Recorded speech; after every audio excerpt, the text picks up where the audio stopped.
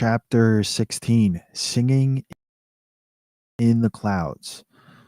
Louis sat awake, looking into the sea. Slept. Mac was in a reverie. Two sharks, about 8 feet long, were circling placidly. Louis had banged sharks on the nose, but had never really felt their skin. Curious, he dropped a hand in the water and laid it lightly on the shark, feeling its back and dorsal fin. It felt like sandpaper. The second shark passed, and Louis let his hand follow its body. Beautiful, he thought. Soon after, Louis noticed both sharks were gone. Never had the sharks left. Louis leaned over the wall, down, puzzled. Without warning, one of the sharks Louis had touched leapt up at terrific speed, mouth wide open, lunging at Louis's head. Louis threw both hands in front of his face. The shark struck him head on, trying to get its mouth around him. Louis shoved, and the shark splashed back. A moment later, the second shark jumped up, grabbed an oar, and struck the shark in the nose, and it jerked back and slid away. Then the first shark lunged for him again. Louis saw an oar swing past, sending the animal backward into the ocean. To Louis' surprise, it wasn't Phil who'd saved him, it was Mac. Louis had no time to thank him. One of the sharks jumped up again, then the other. Louis and Mac clubbed at them. A moment before, Mac was comatose. Now he was infused with energy.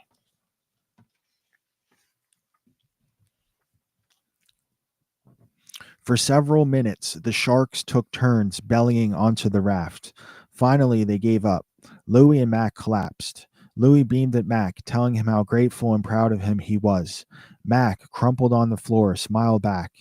He'd pushed himself beyond his body's capacities, but his frightened expression was gone. Mac had reclaimed himself. Louis was furious at the sharks. He stewed all night, scowled hatefully at them all day, and decided that if the sharks were going to try to eat him, he tried to eat them. He and Phil made a plan.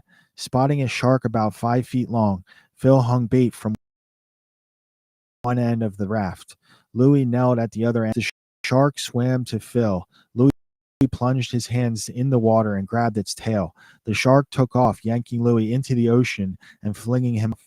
Louis bolted back onto the raft. Soaked and embarrassed, Louis rethought his plan. His first error was to underestimate the strength of sharks.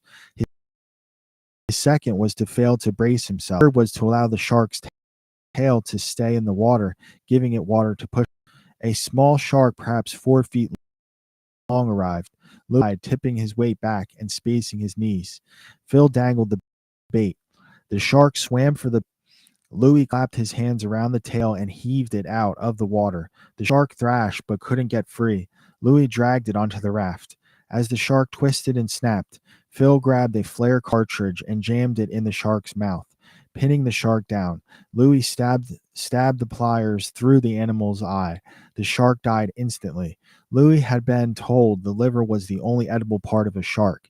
After much sawing with the mirror edge, Louis found it, and it was sizable. They ate it with relish. Soon after, they caught a second small shark and ate its liver too. Among the sharks, word got around. No more small sharks came near. The men's stomachs were soon empty again.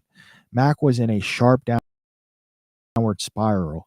He barely moved. His eyes sunk, stared out lifelessly. It was night. Around the 30th day, the moon shone, the men slept. Louis woke to a tremendous crash and the sensation of weightlessness. His eyes snapped open, and he realized that he, Mac, and Phil were airborne. They flopped down together and twisted in confusion. Something had struck the bottom of the raft with awesome power.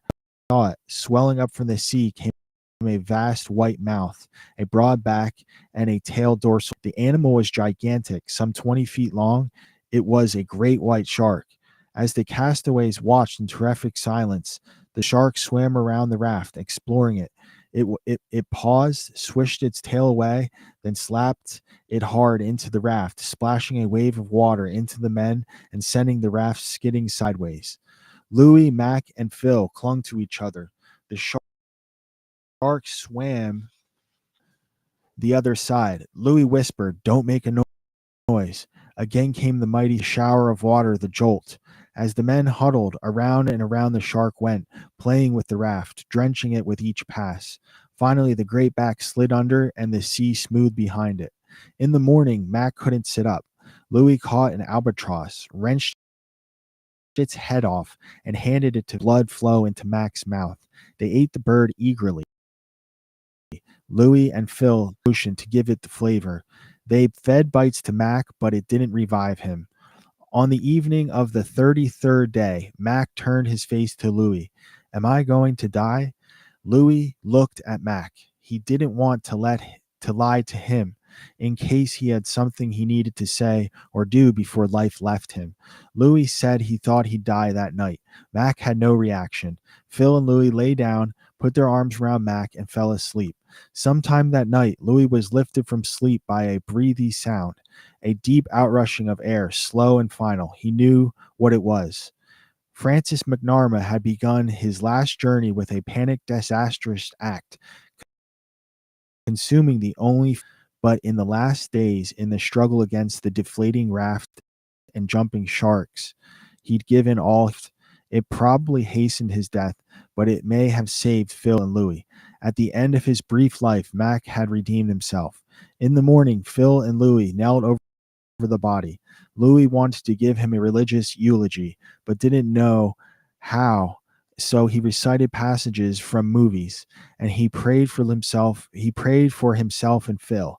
If God would save them, he vowed he'd serve heaven forever. His body. It felt as if it was no more than 40 pounds. He slid Mac gently into the water, and Mac sank away. Sharks let him be. The next night, Louis and Phil completed their 34th day on the raft. Though they didn't know it, they'd passed what was almost certainly the record for survival adrift on an inflated raft. If anyone had survived longer, they hadn't lived to tell about it. The raft bobbed west. Storms came now and then, replenishing the water. Louis made it out of a lieutenant's pin and caught one fish before the pin broke. Phil and Louis could see the bend of their thigh bones under their skin, their bellies hollow, their ribs stark. Their skin glowed yellow from raft dye, their hunger dimmed, an ominous sign. They'd reached the last stage of starvation. One morning they woke to a strange stillness. The raft sat motionless. The ocean stretched out glossy smooth, reflecting the sky in crystalline perfection. They had found the doldrums, the eerie pause of wind and water that lingers around the equator. Phil watched the sky, whispering that it looked like the surface of a pearl. The water looked so solid it seemed they could walk upon it. When a fish broke the surface far away, the sound carried to them with absolute clarity. Rivulets of water circled outward around the place where the fish had passed, then faded. They fell in. Their suffering was suspended. They weren't hungry or thirsty. Such extraordinary beauty, Louis thought, was too perfect to have come by chance. That day was, to him, a gift crafted deliberately, compassionately, for him and Phil. Joyful and grateful as they were dying, Louis and Phil bathed in that day until sunset brought it to an end. On the 40th day, Louis was lying beside Phil under the remains of Phil's ruined raft, which Louis had made into a canopy. Suddenly he sat up. He heard singing. He nudged if he heard anything. Phil said no. Louis slid the canopy off into daylight. Above him, floating in a bright cloud, he saw the silhouettes of 21 human figures. They were singing the sweetest song he'd ever heard.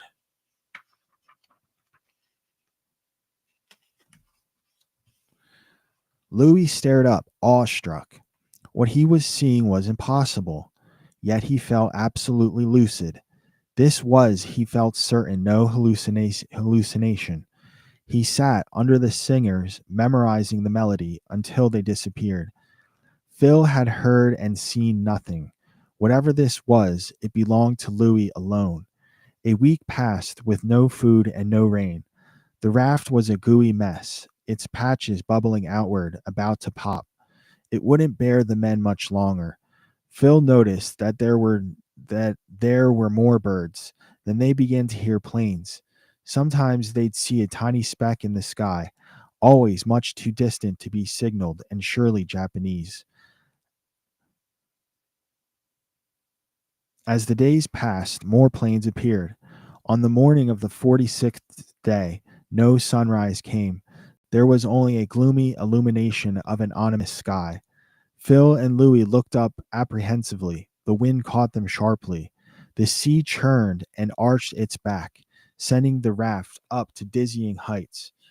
To the west, something appeared, so distant it could only be glimpsed from the tops of the swells.